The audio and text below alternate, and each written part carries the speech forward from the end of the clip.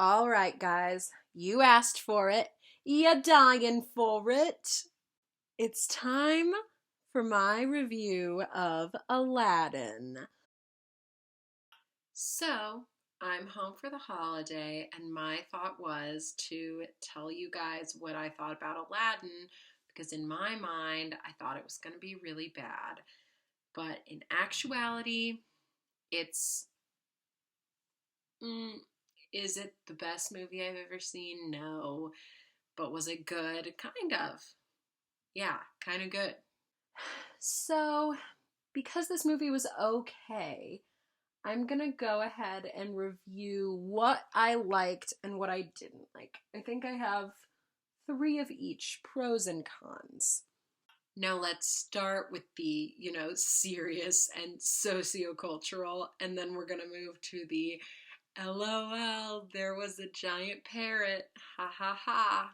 As much as Disney is low key trying to make its live action remakes kind of woke, they did not really do anything to clarify that they're just putting this monolithic culture across all of India and the Middle East and sort of still making Agrabah this hybrid Indian Arab land. Like the cast is of mixed ethnicity. They have Arabian Nights, the song, but then they also have this Bollywood dance number that kind of comes really randomly. It's an added scene that doesn't necessarily have that much more value. It's Will Smith making Aladdin, and yes, I'm gonna call him Will Smith and not Genie. That's basically what his role is, and I'm not saying that's a bad thing. He does a good job. But he basically works Aladdin like a puppet so he can do this big dance number to impress Jasmine. It's a new scene. All I could think of was the fact that apparently Will Smith did his bucket list adventure to India to go learn dance with Ranveer Singh. They throw things in like that and they don't really do much to clarify the situation. I have read that, some groups think this is an issue. It's, they took a step toward representation, but it's not all the way. So that's there. I can see it. But on the other hand, a pro I have is that actually Jasmine's new added feminist arc is pretty good. I I really tend to dislike movies where it's just like, look at me, I'm the strong woman, I'm strong, it's very forced, and I think heavy-handed feminism can be an issue. So I was kind of expecting to not like this added subplot, but I think it made a lot of sense.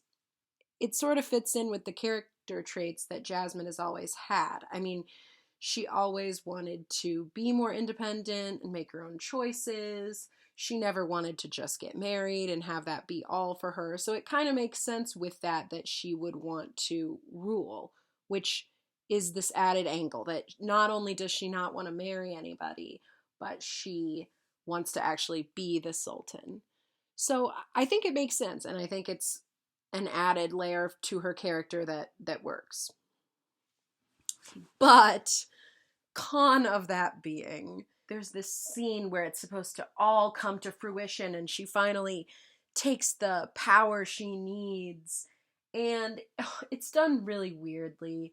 It's basically Jafar gets the lamp, he makes everyone else think that he's the true sultan, and the guards all bow down to him.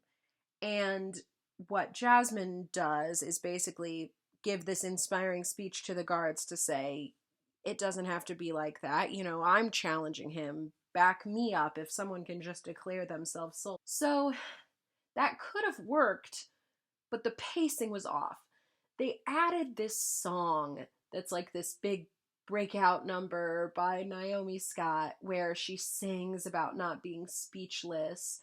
And the song was fine, but it's just put into the scene really weirdly where Jafar makes the guards bow to him and then Jasmine gets taken away.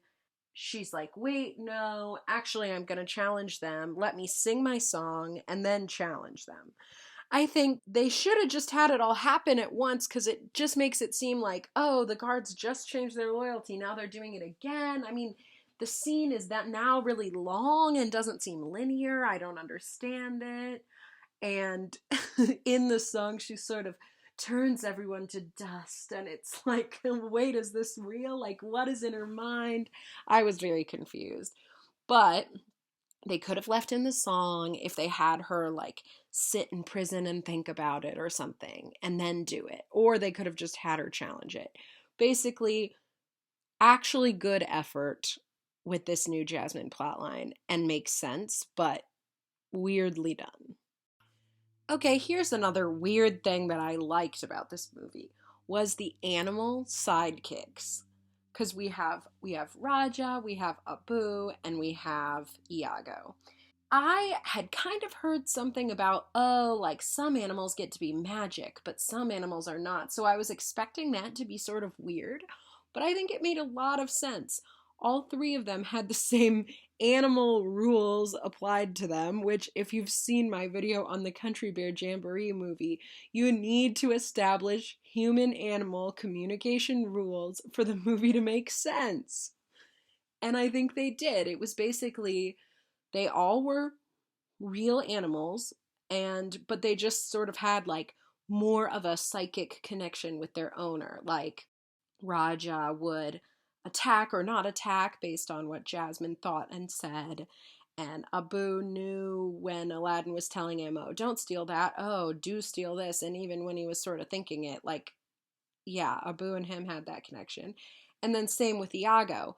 Whereas Iago could talk, but he always talked as a parrot, and it was things that you could imagine a parrot saying, especially if it was a very intelligent parrot who knew what his owner was thinking, which they've done studies. Those parrots do exist. I am gonna get into a side tangent, but basically parrots are really smart, and I believe that Iago's mental abilities in this movie were representative of certain parrots in our beautiful bird world.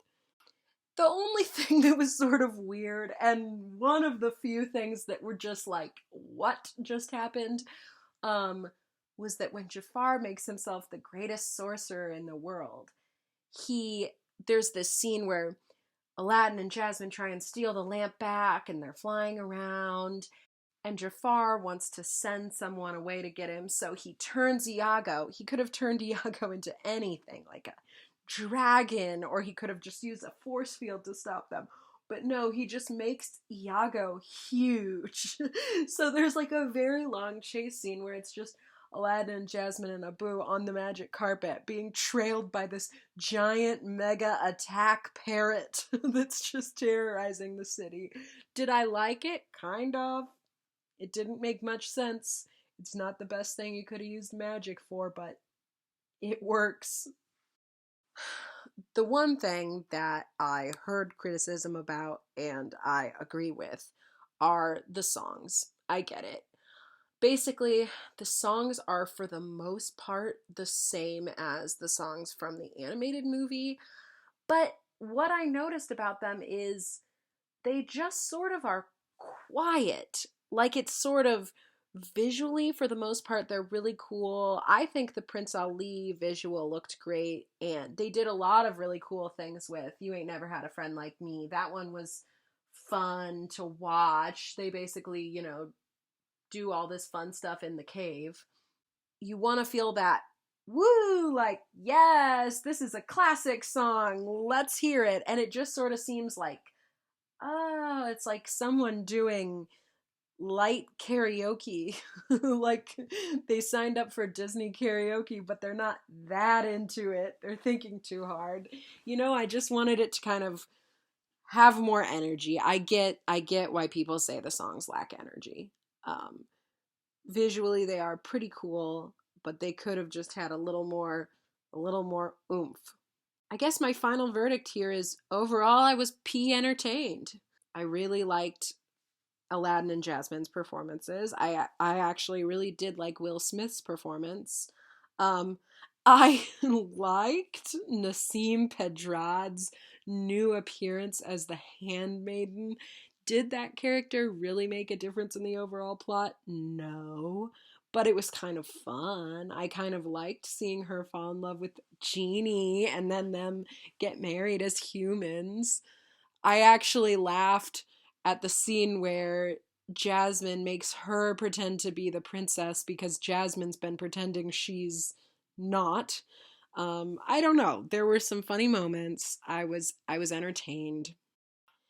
And for me personally, that's been my experience overall with these Disney live action remakes. I get why they're being made. It is partially just for the cash, but they're fine. I mean, they revitalize old Disney stories, and I guess it's a good thing that kids are still watching this and adults are still watching this because I do love Disney stories, and it's good to see that they're not going anywhere. But at the same time, they're nothing new and exciting. I don't know. I have a much more neutral opinion on them than a lot of people, I think. Basically, I'm gonna go see all of them. I'm gonna go see The Lion King with its hyper realistic, lifeless animals. I'm gonna go see it. And they're fine. Thanks for watching, friends.